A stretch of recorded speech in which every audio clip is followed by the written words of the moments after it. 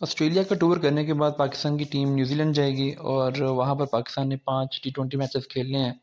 جو T20 کی پاکستان کی ٹیم ہوگی، جو پلیئرز ٹیسٹ میں نہیں ہیں اور T20 میں ہوں گے، وہ یہاں سے پاکستان سے ٹریول کریں گے۔ اور اس سیریز کے لیے پاکستان نے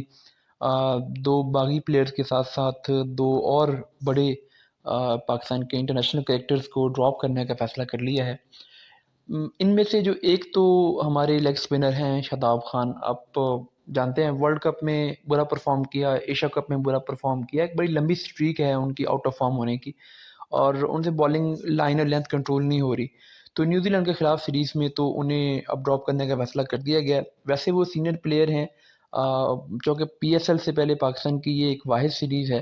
تو ہو سکتا ہے کہ پی ایس ایل میں اگر وہ فارم پکڑتے ہیں تو اس کے بعد آگے T20 ورلڈ کپ کے لیے انہیں کنسیڈر کر لیا جائے، لیکن فی الحال وہ نہیں ہوں گے، اور ان کی جگہ پر پاکستان ٹیسٹ اسکواڈ میں موجود ابرار احمد کو ہی نیوزی لینڈ کے خلاف T20 میچز میں بھی اتارے گا۔ جو دوسرا اس میں جن کریکٹرز کو ڈراپ کیا جا رہا ہے وہ آ جاتے ہیں محمد نواز۔ ویسے تو نواز ون ڈے اسکواڈ میں ورلڈ کپ کے اسکواڈ میں تھے، اور جو پاکستان کا لاسٹ T20 اسکواڈ تھا، جو پاکستان نے لاسٹ 2 سیریز کھیلی ہیں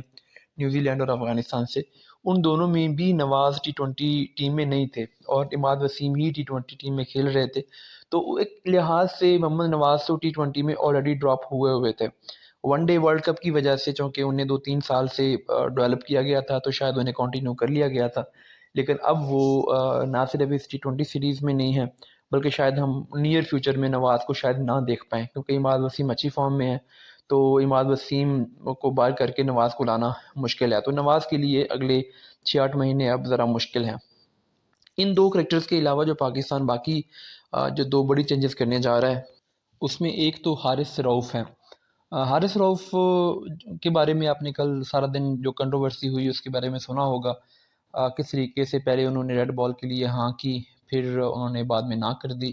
اور چونکہ آگے بگ بیش لیگ آ رہی ہے، پھر پی ایس ایل آ رہی ہے، تو ان کا فوکس یہ ہے کہ میں بگ بیش کھیلوں، پی ایس ایل کھیلوں، جو بھی مجھے لیگ ملے وہ کھیلوں، اور ٹیسٹ کرکٹ جو ہے وہ میری فٹنس کے لیے اچھی نہیں ہے۔ تو ایک بولر جو اس اپروچ کے ساتھ ہے، تو پھر ٹیم مینجمنٹ نے پہلے آپ جانتے ہیں جب محمد عامر کا مسئلہ ہوا تھا، وہاب ریاض کا مسئلہ ہوا تھا، تو پی سی بی نے ان اناؤنس طریقے سے ان دونوں کو ڈراپ کر دیا تھا ایک آدھی سیریز کھلا کے۔ اب وہاب ریاض کے سامنے وہی سچویشن ہے کہ جو فیصلہ انہوں نے خود کیا تھا وہی ڈیسیجن اب حارث رؤف نے کیا ہے۔ تو ایک ہوتا ہے بندہ جو کہ ایج جس کی ہو چکی ہوتی ہے، ریٹائرمنٹ کے قریب ہوتا ہے، اس کو واقعی اس طرح کے مسائل ہو سکتے ہیں، لیکن اگر ایک 27-28 سال کا فاسٹ بولر یہ بات کرے کہ میں نے ٹیسٹ میچز نہیں کھیلنے جیسے عامر نے کی تھی، تو پھر ایشو ہوتا ہے۔ اب وہاب ریاض تو شاید اس بات کو اگنور کر جائیں، لیکن جو مجھے لگتا ہے کہ جو محمد حفیظ ہیں، ان کی جو پالیسی ہے اس بارے میں وہ اسٹرکٹ ہے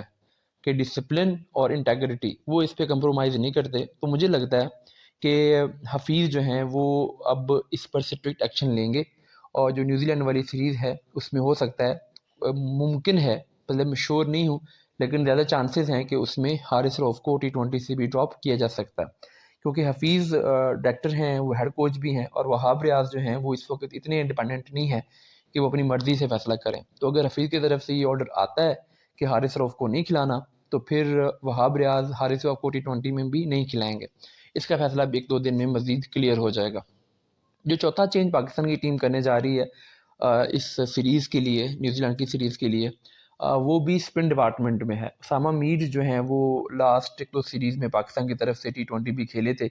اور T20 ٹیم میں وہ شامل تھے۔ اب ورلڈ کپ میں جیسے انہوں نے پرفارم کیا ہے، ان کا بھی شاداب خان والا مسئلہ ہے، لائن اور لینتھ کنٹرول نہیں ہو رہی، تو پاکستان اسامہ میر کو بھی اس سیریز میں ڈراپ کرنے کے بارے میں سوچ رہا ہے۔